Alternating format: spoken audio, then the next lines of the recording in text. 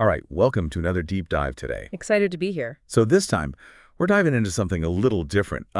We've got this single passage written in Arabic. Interesting, just one piece of text. Yeah, it's pretty short, actually. Yeah. But it gives us a really fascinating peek into someone's personal experience. And, it's something that a lot of us might be able to connect with, on some level. I'm always amazed by how powerful even just a few words can be, like a little window into someone's soul. Exactly, yeah. So before we jump in, let me just give you the English translation. It says, I have never felt more comfortable than I felt on the morning of my 40th birthday.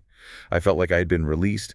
I was no longer afraid of hitting the rocks of failure, nor of stumbling and falling on my face defeated, nor of caring about anything, not even thinking about anything that would disturb my peace of mind. All that matters is that my passion has become exhausting.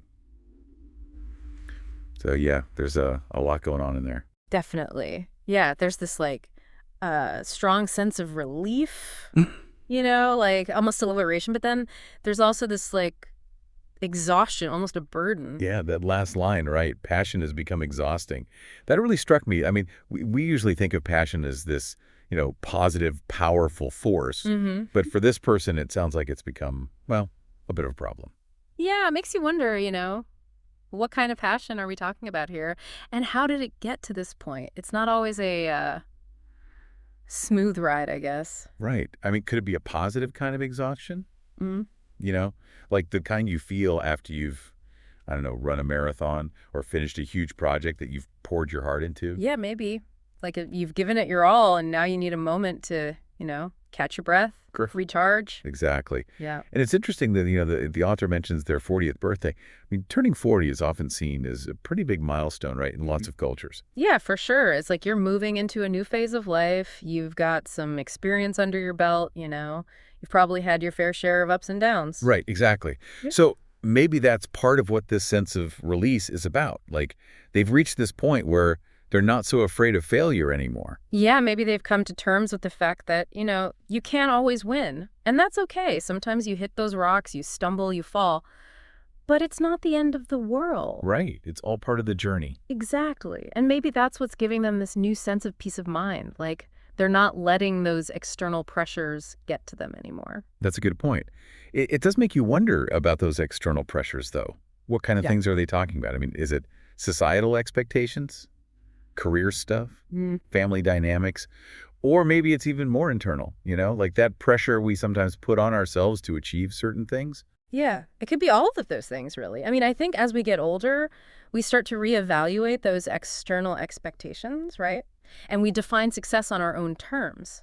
But that doesn't mean the internal pressure just vanishes.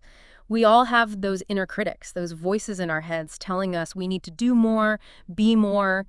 And sometimes that's the hardest pressure to deal with. Absolutely. So maybe that's where the exhaustion comes in. Like they've found this, this sense of peace, this acceptance of failure, but their passion, that driving force, hasn't quite caught up. It's still running full speed ahead. Yeah, I see what you mean. It's like they've achieved this sense of inner balance, but their passion is still this, untamed force.